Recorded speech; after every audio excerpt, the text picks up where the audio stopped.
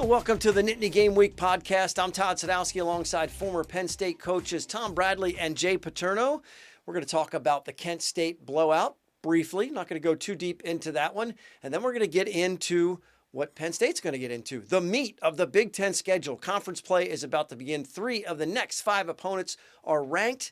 They've got their opportunity to really make some noise on a national scene and within the Big Ten Conference. So, first and foremost, guys, let's talk about the Kent State game. The non-conference schedule is over. They went 3-0 as expected. We knew they would have a tough time in Morgantown a little bit, and Bowling Green really proving to be a pretty quality opponent as he gave Texas A&M a lot of trouble in College Station. Specifically, the Kent State game, Jay, what can you learn from that as you rotate in a lot of bodies and have a successful result with a lot of people contributing? I just know from coaching, you don't learn a whole lot because, Kent State loses their first and second quarterback in the first half.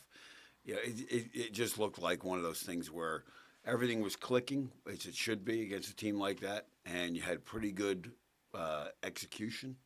I think that's positive. But really, right now, going into the stretch, you don't know what you have, really, because you had a game against West Virginia, which seems like it was a long, long time ago. You played Bowling Green, and that ended up being tough, and then you had a week off, and then you played Kent State. So you're really not – this is the first quality opponent you've played since August 30th. So, you're going to find out some things in the next 5 weeks. Well, the other thing is you're going to use a lot of these clips for the younger guys to point things out to them, cut up stuff, splice stuff for them, and say, look, here's what you can do better. Because now they're actually seeing themselves on tape for a change rather than being on the sideline and watching. And it's a lot better when you're doing it than watching it, because now you can learn a lot more from just being able to get in there and be involved in a game situation to get the feel of it. And it pays off. There is something that comes from the game. To me, coaching these kind of games is not easy. I know they blew them out. But you're trying to keep everybody focused, and hey, we got to stay together, and all those little different things. But as a coach, you worry like, are we ready to play? Are we taking this lightly? There's a million things that kind of go into this a little bit more than people think. I think it's interesting you said it's not the easiest game to coach, because I think the result, what the result's going to be. It's about all the other things that are there. And we've talked about keeping some of the kids happy, whether you get them enough playing time. Some of the guys that are vying, on the depth chart. Hey, why am I not in? It's the third quarter. We're up 35-0. When am I going into the game? There's a lot of things, because there's a lot more people and a lot more players that are going to be involved in this game that you've got to communicate with, as opposed to maybe a regular game where they know the chances of them getting in are pretty slim. Well, the other thing is, too, what do you hear all week on campus? Oh, you're going to blow them out. Let's get ready for the next game. So to me, I think you have to coach even harder for these games. When the big games come up, they're focused, they're ready to go. They can't wait to play. This one, everybody's talking, how many are we going to beat them by? So it's not an easy world sometimes. Yeah. Offensively, Jay, you got a backup quarterback in Bo Perbula. You want to get him some quality reps, but you want to make sure Drew Aller is sharp coming off of a bye week and heading into Big Ten Conference play. How do you handle the quarterbacks, and how do you handle running back situations? As you know, this is a game you're going to win, and you want to keep everybody ready to go for what's going to be a tougher challenges ahead. Well, you just try and keep, you want to be careful you don't do too much. It's a chance to put some things on tape to give some other people something to think about, but mostly you're just glad it's over. You're just like, okay, we're done with that. We played the game. We got the thing out of the way. Now let's get on to some, I hated games like that, because it just, it's like, it's great that families can bring their kids up. It's great that, a lot of families were in town because people aren't worried about the outcome of the game. But you're glad it's over with, and you want to get on to the rest of the season and see what you really got and find out what you have. How about the people when you're playing, you're watching an opponent in a game like this, and then they throw the option in or something? You're like, wait a second, they just want us to practice that. Yeah. You never know. It's kind of funny. Not funny, but they do things like that to say, let's put this on tape and make them worry about this, even though they're never going to do it. Perhaps Tyler Warren throwing a touchdown pass. Yep. That you throw that on tape, and you say to yourself, well, why would you show that against a Kent State? Well, Tom, you might have mentioned, now some of the opponents that they face. Have to worry, when he's there, he can throw the ball too. So, and that's the fine line. You want to show something to work on it, but do you want to throw it away? Because, it's one of those things. But, it's a call you make. And Tyler was funny after the game saying, well, it wasn't really designed to kind of look like that. He was trying to throw it over the guy, but it worked. It was effective, and it went for a touchdown. 8 separate guys scoring touchdowns. I always think that's pretty neat when you can get guys a taste of the end zone, get them in pay dirt, and have that feeling. Because one of the things that's we talk about it, but maybe not enough, is just how hard The kids work all year round. And, the celebrations, whatever you feel about that kind of stuff, they're working their tails off all year long, and they get a rare opportunity to visit the end zone. It is fun. It's got to be fun on the sidelines for everybody, too, when the guys come over after they've scored. Well, I'll tell you, we talk about Nebraska and Matt Rule. So one of the nicest letters I ever got from a guy I coached was we were playing late in the game in a bowl game, and we had controlled the game, and Matt had moved to defense from tight end. And if we made the first down, the defense probably wasn't getting on the field again. So we make the first down, and he's standing there, and his face just like, oh, man, I was going to get in the game here. And I said, you still know how to block 40 pitch, and you still know your tight end blocking stuff? He said, yeah. So we put him in the game. And, even a couple years later, what that meant to him, the fact that he got in, that kind of stuff. And, it's fun that you can create stories and memories for guys like that. Yeah, the other thing is, too, you watch these games, sometimes people say, well, you should take a knee or you should do this, just to get out of there. But no, because those guys want to perform. They've practiced, especially those guys that are on the scout team.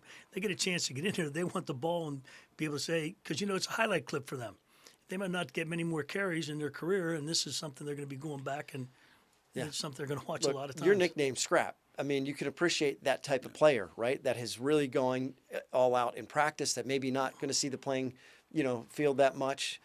You have to have some, kids in your past that you were like, wow, awesome. And get out what's there interesting, and do your when thing. they do get in the game, they become even better scout team players for you because they had a chance to get in the game and get a feel for what it's like, and it's something they're going to talk about forever. Yeah, and it's a fine line. I mean, we went to Illinois one year, and we had 56 points at halftime, and Joe came in and was yelling at us because we had thrown a pass with 2 minutes to go with the backup quarterback in the game in the second quarter, and he said, no more passing because you're embarrassing them. So we did not throw a pass the whole second half. I can tell you that the two quarterbacks that were getting in the game after that, they heard him yell, no more passes, and they were like, oh. So, I mean, there's a fine line. There is a fine line. But sportsmanship and that kind of thing. But unfortunately, as you mentioned last week, with the playoff and there's some of that sportsmanship. And again, it's college athletics, but it's become pretty professional. Yeah, no doubt. Well, the other thing that happens in some of those games, because you have the choices, run 32, 40, or a quick 90. Yeah. And you're going, well, we better scratch that 90 choice off this package.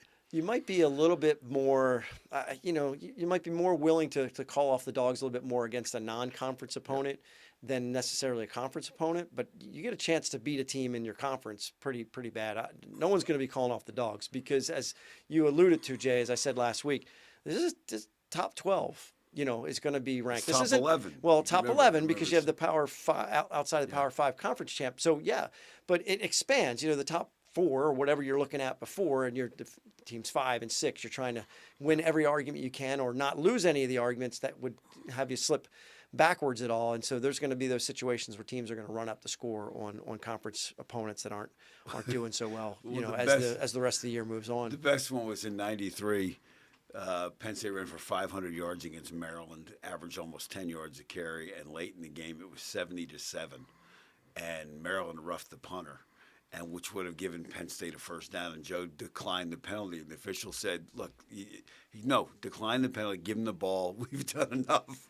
I mean, that's a different era, obviously. I was in the stands for that game. I didn't go to many games at Maryland, but I was at that particular game. I think someone threw a bottle and hit one of the running backs in the end zone that particular game. That was they had pushed their limits, I guess, right? 70-7. All right, so that's what we kind of get out of the non-conference schedule, specifically Kent State. Ready or not, here it comes. Here comes the Big Ten conference schedule. As I mentioned when we started this, 3 of the next 5 opponents are ranked. We can play guessing games. We can look at a schedule, and we can, as the team needs to focus on just Illinois, 19th ranked in the country, coming off a win in Lincoln, Nebraska. What a tough assignment that is, by the way, to go on the road at Lincoln and then go to Happy Valley back-to-back. That would be pretty impressive if Illinois was able to take care of that. But then you're looking at UCLA at home, and then you go to USC. You got the bye week at Wisconsin, and then home against Ohio State. So 3 of the next 5 are pretty big-time games, and the other ones you can't overlook those opponents either. This is their opportunity to really do something in 2024, to really set themselves up for a run at the end of the year where you don't really have a team that stands out this year that we think really is going to slide themselves in the rankings. Maybe Washington, I don't know, Maryland.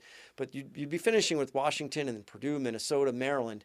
This is the 5-game stretch that everybody looked at and said, hey, the Big Ten has expanded. It's going to offer an opportunity to play more ranked opponents instead of just top 5 teams like Michigan and Ohio State. So as a coach, I know you need to focus on Illinois, but as an analyst, and as you look at this, and you kind of look at that opportunity, how do you guys feel about this particular Penn State team and the opportunity that it presents coming up in the next month and a half? Well, I think the opportunity is great. I mean, it's a great opportunity. The question is, do we really know where this team is right now? The pass rush is, sacks were 104th in the country in pass rush, so they're not getting the pressure that they're used to getting in the past.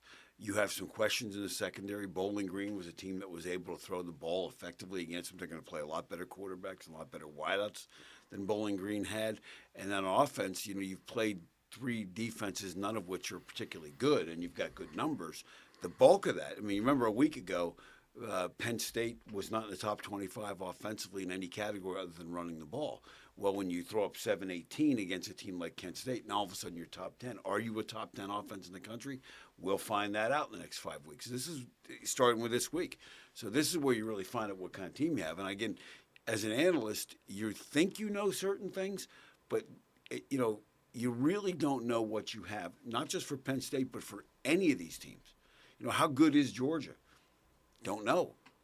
Because they went and really struggled with Kentucky. So how good is Alabama? Well, they've got win at Wisconsin. Well, how good? You don't know until week 6 or 7 really what you have, and that's what you're going to find out. And the other thing is, you being an offensive coordinator, you understand this one is, what do I really want to show? Do I really want to go show? Or sometimes you just show something, then make them work on it. So you really don't know yet, because why? I don't want to do certain things, because if I do, then they're going to have the opportunity. Because if you show this, they're going to go, well, they probably have this off of it. So you might just want to be holding back when you're winning by that much. It's pretty much the basics. Well, I'll give you an example. So in 2008, we opened with Coastal Carolina, and then we had Oregon State come in. Well, we purposely didn't show things against Coastal Carolina because everybody knew we were changing defense. We had a different quarterback in Darryl Clark than we had with mobility. Well, we got up early on Oregon State. I think it was 28-0 or 35-0 before even anybody blinked, and we held stuff back. And even against Temple, we got up in them big. So when we played Illinois for that whiteout game, we all of a sudden now we were doing zone read, play action, and we had held that stuff for a number of weeks because we knew the Big Ten schedule was going to matter. And I remember Ron Zook saying to me on the road recruiting, goes, yeah, we kept hearing about all the stuff you're doing on offense. We kept looking at the film and like, where is it? And we knew there was something coming, and all of a sudden it starts to show up. Guys from Oregon State said the same thing. So, it's a fine line. There's nothing better than when they're practicing ghost plays, I know, but it's awesome. this, they're wasting time. This may have been a non-conference schedule where after West Virginia you could have held some of those things like the Tyler Warren thing. But again, it's a call you make and you go. Well, I think Coach Kotelnicki has he has some stuff in mind for sure, and I think he's got a lot of weapons at his disposal, and we've seen that. He's got a lot of guys that he can go to. The wideouts have stepped up a little bit, and some more targets that for Drew Aller. Drew Aller, I think his elusiveness is definitely there, and he's doing a really nice job of keeping his eyes downfield. So this Illinois matchup in particular, Tom, they brought an unbalanced line scheme last time to the table. Coach Bielema is not afraid of any environment. He's been down in the SEC. He's been at the Big Ten. He's had success, in this league. He knows what he's facing. Tremendous respect for Penn State and Happy Valley and the way that goes. But he's not going to come in here with a scared Illinois team. He's going to come in with a lot of excitement, especially knowing what they just did at Nebraska and being able to have that opportunity to win 2 straight in really hostile territory. Well, one of the things about him, he's got that offensive line coach mentality, okay? He wants to run the ball. This will be old school football. He's going to run the ball, great kicking game, okay, and play sound fundamental defenses. And I know that sounds crazy, but that's what they're going to do. They want to run the ball. If they can get up on Penn State, there's going to be a lot more runs. What will change that if Penn State scores early and often, then that gets them out of their game plan. So it's going to be interesting, and you'll probably learn a lot on the coin toss, whoever wins the toss, what they decide to do. All right, we'll keep an eye on that. But they're definitely going to try and shorten this game and take the plays and control the time of possession from Penn State. Well, they have done more no huddle, which is unusual for them, and they've gotten a little more aggressive offensively. But when people talk about defense travels on the road, so does the run game. When you can run the ball, it does not matter what the crowd, because there's a lot less communication in terms of at the line of scrimmage. If you can run the ball, they've got a big back. They play 4 different backs. They got 2 guys that are speedier guys. They got 2 big ones. McCray is the 3rd back playing right now, and he ran for 142 against Penn State in 2021. And you could see in that game the Penn State guys got tired of tackling him. Well, now you got 2 big guys like that. So one thing I remember about that game a couple of years ago is Brett in the press conference was talking about, we don't have any offensive linemen, we're down on offensive line, whatever. And the second play of the game, they've got 9 of them. They go, that's sandbagging son of a gun. He's an offensive line coach. But he's talking about, we're so bad on the offensive line. And what do? They put 9 in the game and run the ball at you. So I think Penn State's up front guys are unproven yet, and that's one of the things I think we're going to find out this week. Penn State's in that position as the favorite. And I think when you come on the road as the underdog and you can practice, I just envision remembering like how much fun those kind of schemes are, and you're doing something different, you know what's happening, and you're taking it to another place, and it really kind of bonds you together and, tightens it up, and you really know, you show up and you're like, all right, let's see what they can do with this. And it worked last time. And as you mentioned, Tom, if they get in front of the game, they get good special teams. They have the formula that Penn State has struggled with in the past with Michigan and that type of deal. Now, on the other side of it, there's a real opportunity for Drew Aller and Penn State to show that they can be next level, not just a top 15, top 10 team, but we are a contender for the national championship. So we'll see. There's a long way to go for any of that. This is their first opportunity, but they get a ranked team coming to Happy Valley at night. Going to be an awesome, awesome atmosphere. Let's go to the podcast room fan questions, and we've kind of answered the first one. Sorry, Rick from Ohio, but we couldn't wait to say how much we can really learn from a game like we just saw against Kent State. So I think you guys covered that territory when you talk about some, not a whole lot, but you can find out some, and you can find how deep the roster goes, and what kind of performance guys can get when they get a chance. So we're going to skip to question number 2, and that's Marcus from New Jersey. Which Big Ten teams should we be glad we avoided this year, and which teams do you wish we were playing? And Jay, I'm going to go to you first, because we talked about, well, maybe Michigan's a team we're unlucky that we didn't get this year, and then they went ahead and held serve against USC with a great drive at the end of the game. Yeah, the Michigan win over USC was very, very eerily similar to their win at Penn State, where they just kind of said, we're not really worried about throwing the ball. We're going to run it and run it and run it. And they're playing really good defense right now. Right now, a couple teams that Indiana is one of those things that's going to be interesting to see how they unfold, because before, for most of the time, that's been kind of a gimme putt, so to speak, for Penn State. No disrespect to, they did beat us a couple years ago. But they look like a different Indiana team than they've been. They went to UCLA and not just play. I mean, UCLA went to LSU and it was 17-17 for a good chunk of that game. So, I mean, that's not again, we'll see them next week. But I think Oregon certainly is a team that you're probably glad is not on the schedule.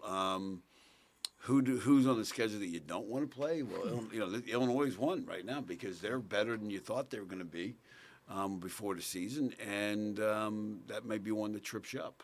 Well, the other thing you mentioned was Indiana with Coach Signetti. They watching them on TV, they got a little swagger now.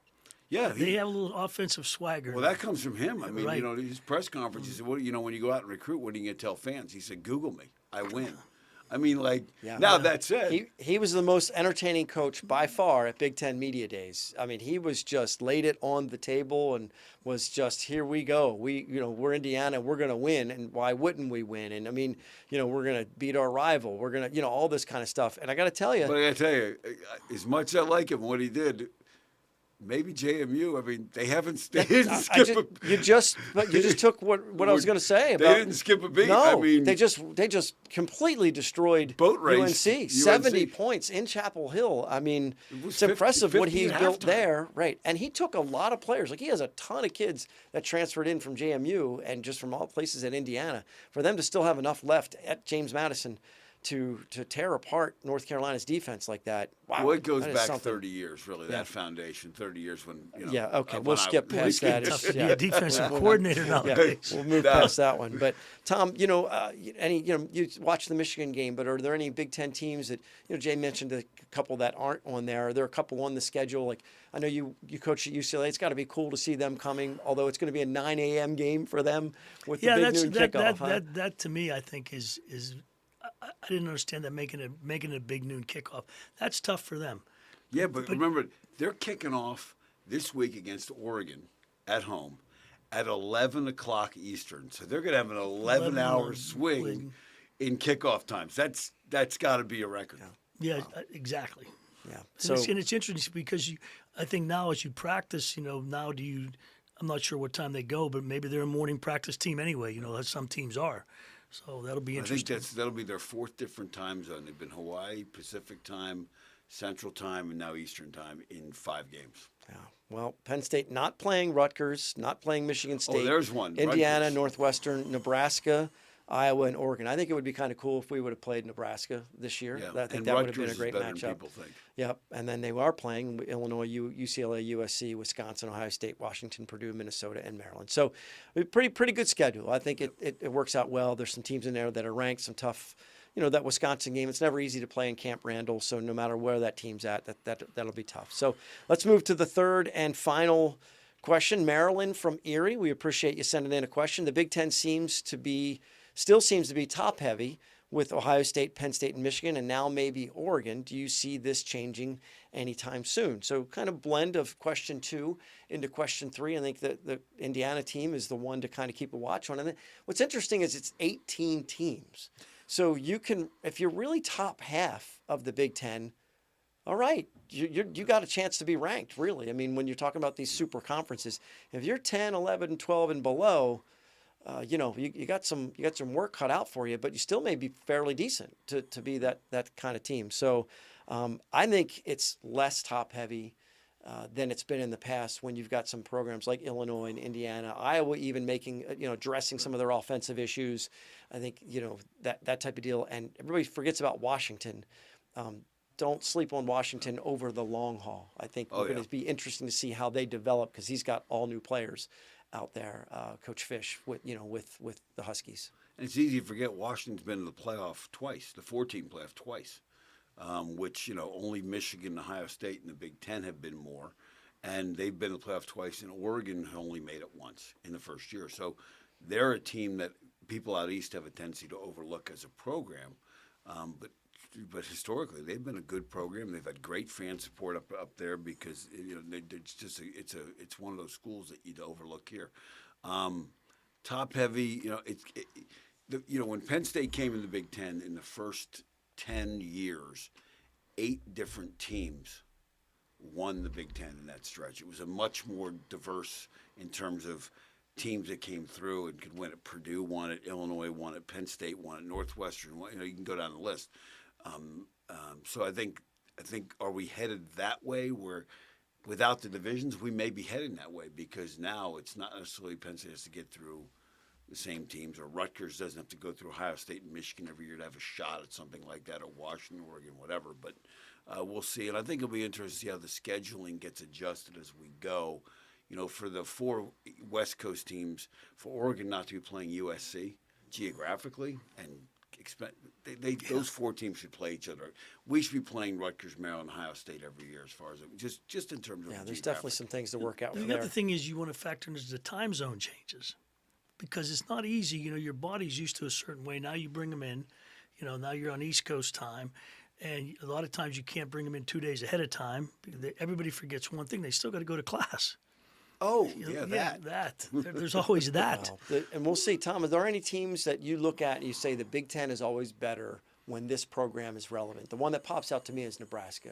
When Nebraska joined the conference, was hoping, and even when Scott Frost went back there, I was hoping the Huskers would really become relevant over in that West Division. It didn't really pan out that way with Coach Rule there. It seems like he's getting them built up. You got Dylan Raiola there, and I like that team, and I would love to see them get relevant. If Matt Rule doesn't get those guys back, he's a heck of a football coach, And I'm not just saying that because he played at Penn State, okay? But he's a heck of a coach, and I think he'll have that team. They're going to be someone to reckon with for a couple reasons. It's not an easy place to play. The fans are out of their mind there. Yeah. They love their Cornhuskers. To play there it's a treat. I mean, they're into it's football. So when he gets those guys away, and Matt with his background, he's an offensive line coach. Can you imagine what they probably are going to do? Yeah. And I think they got a quarterback in the future. We'll see him next year when he comes in. I mean, he played a really good game against Illinois, and then overtime probably got a little bit carried away with the things he had to do when they were down 7. It really cost them in overtime. But again, he's a freshman. Yep. He made some reads. We show one play in our scouting report this week, the roadmap to victory segment, where he makes a great read against a disguised coverage and gets a big play. So, I mean, I think you're right. I think they've got a good future ahead of them. So I'm with two coaches, and they're natural. They naturally go to the things that you can correct, and they want to talk about the things that you can fix. We're a team. Ultimately, it's about winning the game and who scores more points at the end. This is the opportunity Penn State has been waiting for. The fans have been waiting for. We're hitting a fun stretch of the season. It starts with Illinois, 19th ranked at home. Whiteout energy. Whiteout in appearance. I'm sure it's going to be a lot of fun that night. We appreciate you joining us for the Nittany Game Week podcast. We're just starting. We're just getting rolling with the Big Ten conference season. It's going to be really fun. The Super Conference is here. There's some new matchups, some new teams are going to be facing. So stick with us all season long here on Nittany Game Week, nittanygameweek.com. Check out all the content that's web exclusive. And of course, we appreciate you watching the show. For Tom Bradley, Jay Paterno, I'm Todd Sadowski. Thanks for watching. We'll talk to you next week.